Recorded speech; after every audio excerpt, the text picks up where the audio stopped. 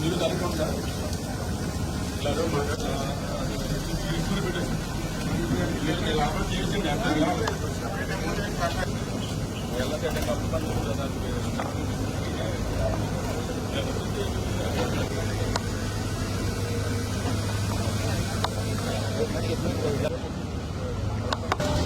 దమ్మాయిపర్తి drain పాలపల్లికి 10 నుంచి 15 వార్డులు చిన్నపాటి వర్షం వస్తే జలాశయాలుగా మార్చేసి మరి పాలకులు దుఃఖదాయినిగా ఉన్నటువంటి డ్రైన్ ఆ రోజు 14, 19 మన 5 సంవత్సరాల కాలంలో 6 కోట్ల రూపాయల నిధులు తెచ్చి ఒక 10-20% పనులు పూర్తి చేసినటువంటి సమయంలో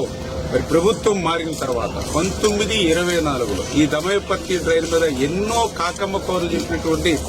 వైసీపీ పార్టీ నాయకులు 5 సంవత్సరాల్లో మళ్లీ దమ్మాయిపర్తి డ్రైన్ లో ఒక్క తట్ట మట్టి పని గాని, ఒక్క అరబస్తా సిమెంట్ పని గాని, ఒక్క ఓస పని గాని దమ్మాయిపర్తి ఊసే లేనటువంటి పరిస్థితి. మళ్లీ ఈ రోజు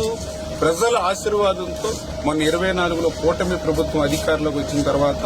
ఆర్థిక పరిస్థితి సహకరించకపోయినప్పటికీ కూడా దమ్మాయిపర్తి డ్రైన్ పనులు పూర్తి చేయాలి, పాలకొల్లు వార్డుల్ని ముంపు నుంచి రక్షించాలనేటువంటి ఏకైక లక్ష్యంతో